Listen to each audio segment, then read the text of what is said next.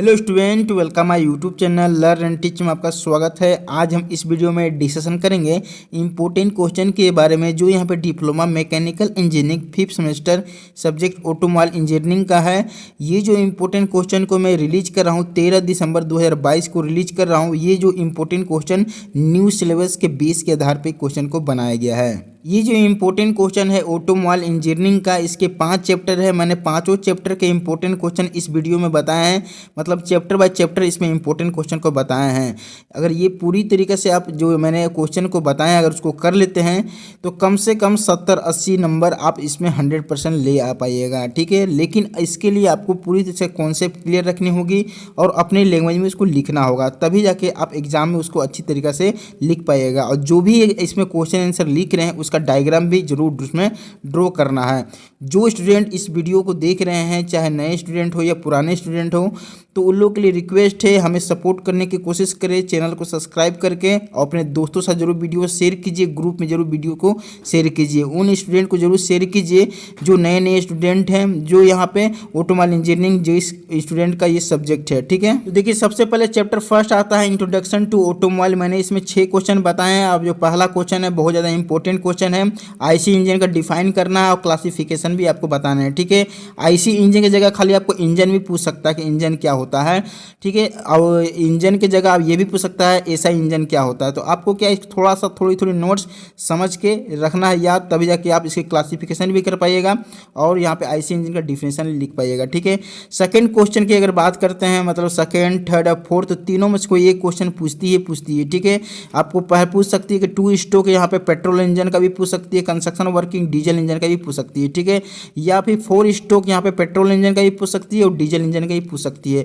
मैंने इसके ऊपर काफ़ी डिटेल के साथ वीडियो बनाया है, एक बार वीडियो देखिएगा तो आपको पूरा कॉन्सेप्ट याद हो जाएगा और अपने लैंग्वेज में लिख पाइएगा।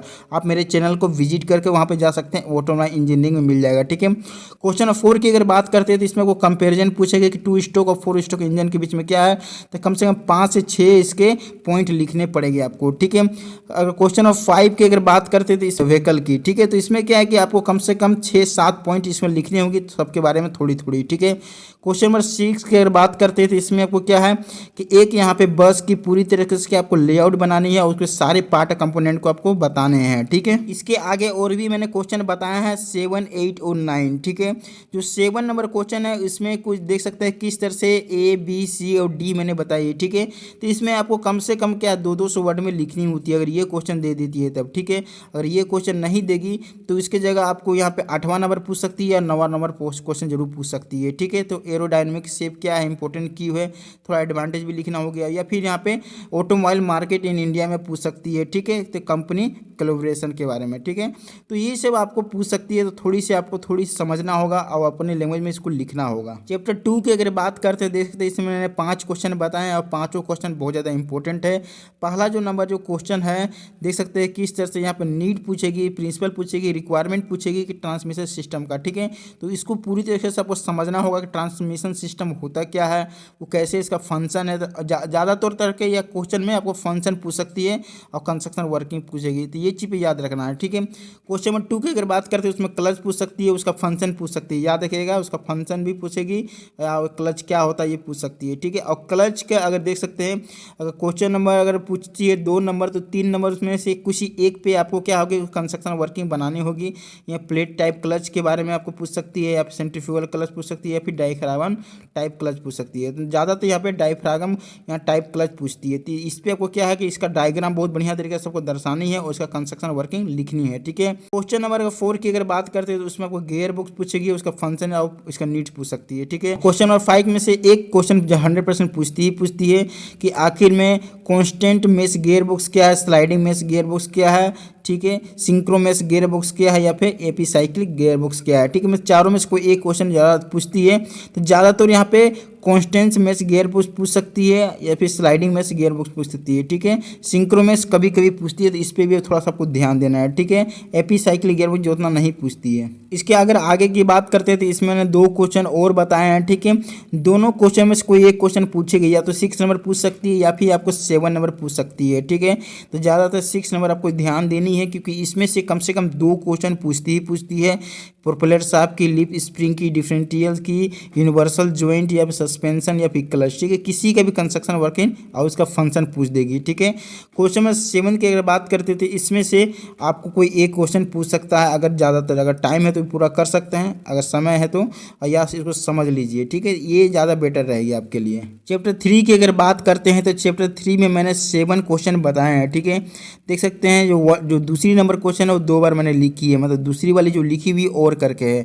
देख सकते हैं 5 नंबर जो क्वेश्चन मैंने लिख के बताई है, 2 को यहाँ पे 5-5 लिखा है, मतलब दूसरी जो 5 नंबर है वो और करके है, ठीक है। दोनों में से कोई एक क्वेश्चन आपको पूछेगी, ठीक है। क्वेश्चन नंबर 1 को थोड़ा समझ लीजिएगा, ये क्वेश्चन इंपॉर्टेंट क्वेश्चन है।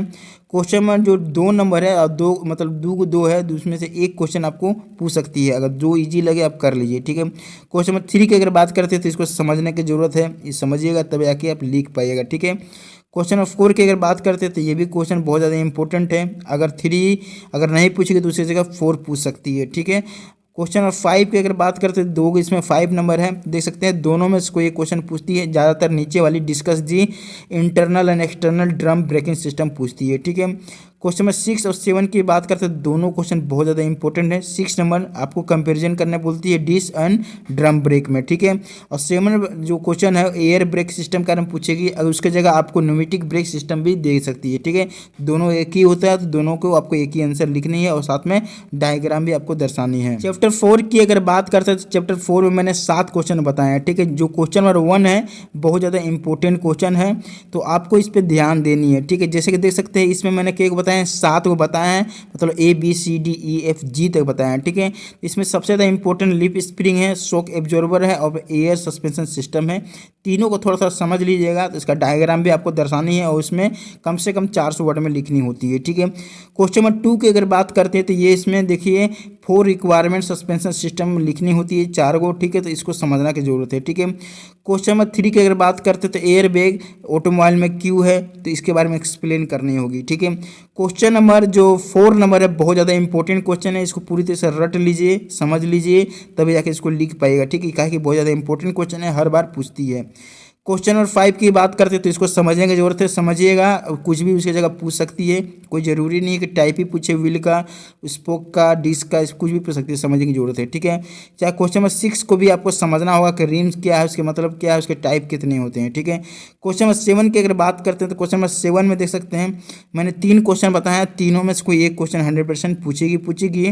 ज़्यादातर टायर के बारे में पूछेगी, ट्यूबलेस वाला क्या है, ट्यूबलेस टायर क्या होते हैं, तो ये चीज़ आपको पूछ सकती है। फिर एक्सेल और देयर एप्लीकेशन भी पूछ सकती है, ठीक है। तो इस पर आपको थोड़ी समझना होगा। चैप्टर 5 की अगर बात करते हैं तो मैंने इसमें 8 क्वेश्चन बताए हैं और 8 क्वेश्चन बहुत ज़्यादा इंपॉर्टेंट क्वेश्चन है, इस पर किसी भी हाल में आपको करने हैं, ठीक है। इसको समझना होगा तभी जाके इसमें भी लिख पाएगा, क्योंकि इसमें भी बहुत लेंदी आंसर लिखने होते हैं और इसको अपने लैंग्वेज में लिखने के लिए आपको वो चीज़ को समझने की बहुत ज़्यादा आवश्यकता पड़ेगी, ठीक है। क्वेश्चन नंबर जो 1 है इसमें कोई एक पे आपको पूछ सकती है, बैटरी इग्निशन सिस्टम पूछ सकती है, मैग्नेटो इग्निशन सिस्टम पूछ सकती है, या फिर इलेक्ट्रॉनिक्स इग्निशन सिस्टम पूछ सकती है, या फिर ऑपरेशन ऑफ चार्जिंग सिस्टम पूछ सकती है। मतलब किसी एक पे आपको लिखनी होगी, कम से कम 450 से लेके 600 वर्ड में लिखनी पड़ती है, ठीक है। तभी आपको इसमें आपको 4 नंबर मिलेंगे। दूसरा नंबर क्वेश्चन जो इसमें आपको टॉर्क कन्वर्टर भी पूछ सकती है, एक्सप्लेन करने के लिए उसमें डायग्राम भी दर्शानी होती है, या फिर फ्यूल लेवल गेज आपको पूछ सकती है, ठीक है। क्वेश्चन नंबर 3 की अगर बात करते हैं तो इसमें पूरी तरह से आपको वर्किंग स्टार्टिंग मोटर को लिखनी होगी, ठीक है। नीड की हो, इसकी नीड भी आपको लिखनी होगी, ठीक है। क्वेश्चन नंबर 4 की अगर बात करते हैं तो क्वेश्चन नंबर जो 4 है वो कभी कभी ये क्वेश्चन पूछ देती है, अगर समय है तो कर सकते हैं, ठीक है। क्वेश्चन नंबर 5 की अगर बात करते हैं तो क्वेश्चन नंबर 5 इंपॉर्टेंट क्वेश्चन है, ठीक है। इस क्वेश्चन को हर बार कभी कभी और में पूछ देती है, ठीक है। तो थोड़ा सा टाइम है तो उसको कर लीजिए, थोड़ा समझ लीजिएगा तो अपनी लैंग्वेज में लिख पाइएगा, ठीक है। क्वेश्चन नंबर 6 की अगर बात करते हैं तो क्वेश्चन नंबर 6 भी इंपॉर्टेंट क्वेश्चन है, हर बार ये क्वेश्चन को क्या आपको डायग्राम भी दर्शानी पड़ती है, 2 व्हीलर का भी दे सकता है, 4 व्हीलर का भी आपको दे सकता है। आपको सर्किट को इसमें आपको ड्रॉ करके बतानी होगी कि लाइटिंग सिस्टम कैसे इसमें हम लोग करते हैं, ठीक है। क्वेश्चन नंबर 7 और 8 की बात करते हैं तो दोनों में से कोई एक क्वेश्चन तो 100% पूछेगी, दोनों को समझ लीजिए, एक क्वेश्चन आपको लिखने की जरूरत पड़ेगी, ठीक है। तो मुझे आशा है कि आपको इसकी इंपॉर्टेंट क्वेश्चन बढ़िया तरीके से समझ में आ चुका होगा। तो वीडियो देखने का थैंक यू, और चैनल में नए आए हुए हैं तो जरूर चैनल को सब्सक्राइब करते हुए जाइए, अपने दोस्तों से जो वीडियो शेयर कीजिएगा। अगर इसमें कहीं भी आपको नोट्स की आवश्यकता है तो आप हमें कमेंट बॉक्स में नोट्स लिख दीजिए, आपको इसका जल्दी से नोट्स में मैं अवेलेबल करवा दूंगा, ठीक है। वीडियो देखने के लिए धन्यवाद।